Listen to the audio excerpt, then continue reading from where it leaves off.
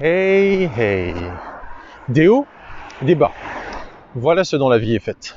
C'était Nikola Tesla qui disait il y a un siècle déjà que si vous voulez comprendre les secrets de l'univers, il faut raisonner en termes d'énergie, de fréquence et de vibration, autrement dit d'ondes.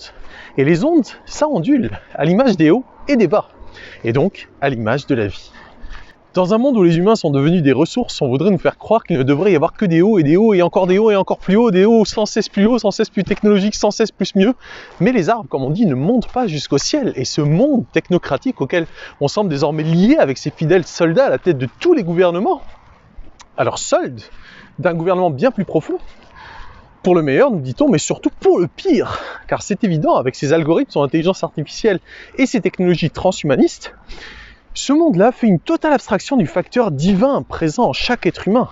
Et ce pouvoir mondialiste souhaiterait nous réduire à des objets, s'il le pouvait, s'il y arrive, avec un monde parallèle, virtuel, digitalisé, qui se construirait sur la base des données collectées sur nous à longueur de journée, avec l'internet dit des objets et la convergence des NBIC, nanotechnologie, biologie, cognitif, informatique, qui nous promet à l'avenir où chaque être humain perdrait son identité propre pour devenir un objet comme un autre, connecté à cette tentaculaire machine informationnelle mondialiste qui souhaiterait être en permanence connectée à notre cerveau, avec ces médias de masse et de propagande qui sont aujourd'hui, qui ont comme fer de lance aujourd'hui les réseaux sociaux. Cette machine informationnelle a déjà commencé à nous injecter de l'information en permanence, avec comme objectif de changer irrémédiablement la culture et la mentalité de l'humanité.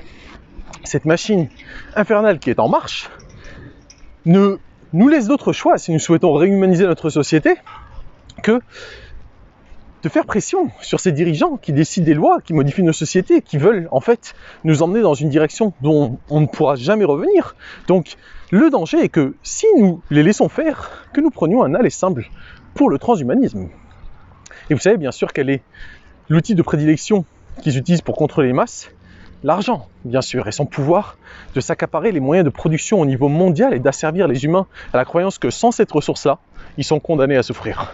Et pour accélérer le processus de croyance, rien de mieux que d'utiliser le principe de la vie, toutes les vibrations et ondes, n'est-ce pas, pour interférer avec l'état naturel des individus et leur faire avoir des pensées et des comportements qui n'ont absolument plus rien de naturel. Je fais bien sûr référence aux ondes qui interfèrent avec nous, des réseaux électriques et télécoms, mais aussi aux ondes sonores et à la musique. Ce soir, j'aurai le bonheur d'accueillir DJ Michel Essence of Time pour nous parler justement de musique, de vibration.